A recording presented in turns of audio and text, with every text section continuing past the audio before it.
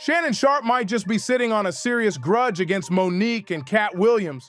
And honestly, after the way it all went down, can you even blame him? Katt's interview wasn't just a win, it was a full-on takeover.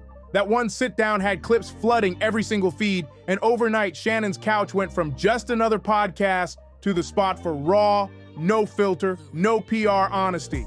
Then Mo'Nique came through, dropped her blackballing story, and name-dropped heavy hitters like she was unloading a whole industry hit list. All of these big dick deviants is all catching hell in 2024. It's up for all of them. It don't matter if you Diddy or whoever you is, TG Jakes, any of them. All lies will be exposed. That's all. Only for Tyler Perry to admit he did start a rumor that I was difficult to work with. He lied. Only for Tyler Perry to admit I was wrong. After that, it wasn't just Shannon hosting anymore.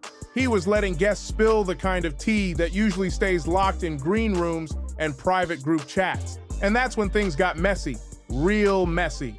Next thing you know, a late night IG live pops up, the kind you wish could disappear forever, followed by a lawsuit with audio receipts making the rounds and job headlines everybody had already read twice just to make sure they were real. So now the question is, were those bombshell interviews the reason Shannon got a target on his back, or did his own slip-ups crack the door wide open for the takedown? Because let's keep it real. That Katt sit-down didn't just trend, it devoured the feed. Names, wild claims, jaw-dropping stories. People were going back and forth in the comments for days. That interview didn't just pull views, it hijacked the whole timeline. Overnight, Club Shay Shay turned into a no-holds-barred confession booth where the culture came to unload its mess in public. Race is not where the line is drawn. It's God's side and the other side.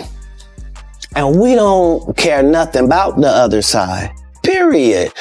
All of these big dick deviants is all catching hell in 2024. It's up for all of them. It don't matter if you Diddy or whoever you is, TG Jakes, any of them. All lies will be exposed. That's all. And anyone who takes that the wrong way, know why they take it the wrong way. Shannon went from sports legend to the guy everybody wanted to see play culture referee, and that's exactly where the whole game flipped. Once you blow up like that, you're not just the interviewer anymore, you're part of the story. People are rooting for you, sure, but they're also sitting back, waiting for the day you slip.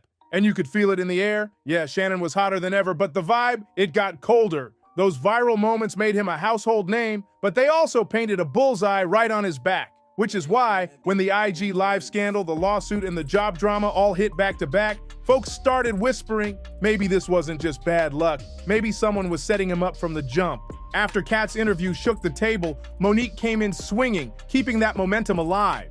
Sitting in the same seat, she broke down her blackballing story, spilled details about shady deals, and straight up called out the people she says were behind it all. At that point, Club Shay Shay wasn't just on a lucky streak, it was turning into the spot where Hollywood got exposed on camera. Only for Tyler Perry to admit he did start a rumor that I was difficult to work with. He lied.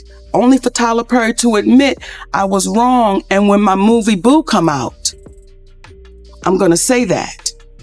The reaction? Immediate chaos. Clips flooded social media, old stories got dug up, and people who had never cared about Shannon or even sports were now showing up for the culture talk. And with every viral clip, the stakes got higher. This wasn't just laughs anymore, this was about money, power, and who still gets a seat at the table. Two massive back-to-back interviews had fans eating it up, but behind the scenes, industry eyes were locked on him, watching, waiting, taking notes. Bookings went up, views skyrocketed, but the vibe kept shifting. Because once you give the mic to guests with nothing to lose, you're not just making noise, you're making enemies, and that kind of heat doesn't stay in the studio, it follows you everywhere, which is exactly how Shannon walked straight into his first big mistake, the late night IG live that never should have seen daylight. He didn't play the I got hacked card either. Nah, he owned it, talked about it on his show, and tried to push forward. Obviously, I'm embarrassed. Someone that is extremely private, and to have one of your most intimate details, the audio heard for the entire world to hear. I'm embarrassed for a number of reasons.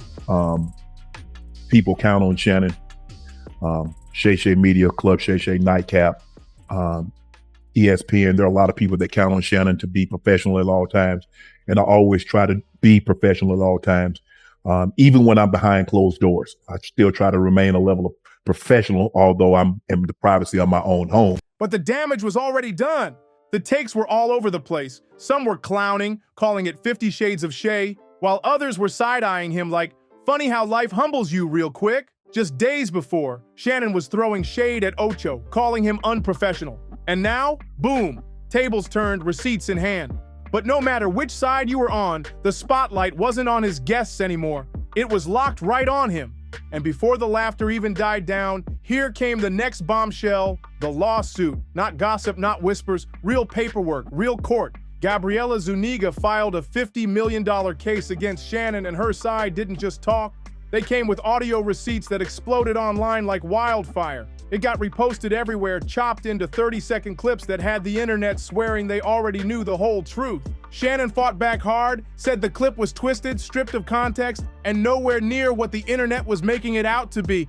To my family, friends, supporters, and colleagues, I want to speak to you directly and from the heart. This is a shakedown. I'm going to be open, transparent, and defend myself because this isn't right. This is all being orchestrated by Tony Busby, who has targeted Jay-Z. Tony Busby targets black men, and I believe he's going to release a 30-second clip of a sex tape that tries to make me look guilty and play into every stereotype you could possibly imagine. That video should actually be 10 minutes or so. But once something like that hits the timeline, you can't just stuff it back in the box. It's out there, and everybody's running with their own version. Fans split again by some saying, let the court handle it, others treating that clip like it was the final word. Meanwhile, behind the scenes, the vibe got icy. Brands and partners didn't rush out public statements, they just went quiet. That's how the game works. They stand back, watch the fallout, and decide later if they're still riding with you. Through it all, Shannon kept showing up. Lights on, cameras rolling, but now with a $50 million storm cloud over his head. And that's when the setup whispers got louder. Too many hits, too close together. It stopped feeling like internet drama and started smelling like a full-on takedown. And just when people thought it couldn't get worse, the job news dropped. After the court headlines, the job news came in quick, and it hit like a gut punch. 1 week, Shannon was still on TV, moving like nothing had changed. Then suddenly he stepped back, and just like that, it was done. Now, ESPN confirming to NBC it's cutting ties with its NFL commentator Shannon Sharpe. The move coming after Sharpe, of course, the Hall of Fame tight end, settled a lawsuit accusing him of sexual assault and battery. Before we get started, obviously, I'm sure everybody's heard the news by now that I will not be returning to ESPN. I found out this information a little earlier in the week, and really the only thing that I really ask is like, guys, could we wait until Monday? My brother's going into the Pro Football Hall of Fame. I really wanted to be about him, and I wanted to be about my family. I know this coming out will overshadow everything that he's worked his entire life for. And unfortunately, it didn't happen that way. And so, as I told him, as I profusely apologized to him earlier today, he said, bro, stop apologizing. You don't have to apologize. I'm your big bro. I'm going to love you regardless. We all make mistakes. And he says, bro, I love you. So I'm done with this. You're done with it too. Move on. And I really enjoyed my time at ESPN. No big farewell, no teary-eyed speech, just a quiet exit that spoke volumes. It happened right alongside a big family moment, and you could hear that sting in his voice when he mentioned it. Losing a gig like that isn't just about missing the paycheck, it's a pride hit. But here's the twist. Losing TV didn't mean losing the audience. The podcast was still pulling wild numbers, clips were still going viral, bookings kept rolling in. The real shift was in the narrative. Without that TV role, people stopped calling him the host with the viral couch and started treating him like the headline himself. Then summer 2025 dropped another hit, this time from Gamita Tillman, who hit Shannon Ochocinco and Shishi Media with a $20 million defamation suit. She claimed they pushed a false story about her marriage after that viral Usher concert clip, and this wasn't just internet mess, it was real court filings. The headlines flew, clips got yanked and reposted, and debates lit up about what was said, what was implied, and whether the line had been crossed. Plan to do something about it. I'm taking this to Congress. This is not just stopping in the courtroom. This is about protecting all private citizens from people who have a bully pulpit, a cyberbullying pulpit that's funded by the tunes of tens of millions of dollars. Not only do they get money from advertisers, but they get money from monetizing click and bait and then licensing and resharing these shows. And that is why Chairman Guthrie, who was in charge of the House Committee on Energy and Commerce, and the other 54 members of that committee will be meeting with me this week so that we can put forth a hearing so that there can be legislation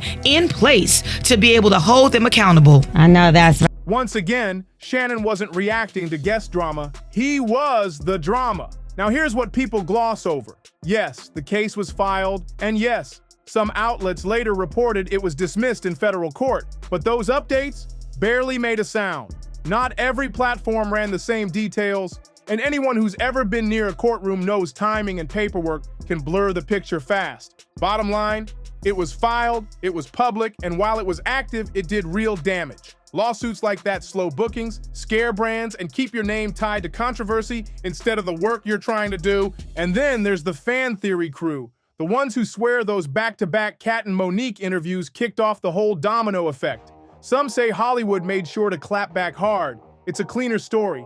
Shannon gives guests a live mic, they drop raw truth, and the machine reminds him who's in charge. Maybe that's how it played out. Or maybe, once the spotlight got that big, the margin for error shrank to zero, and one mix of IG slips, private messages, and on-air moments was enough to tip everything over.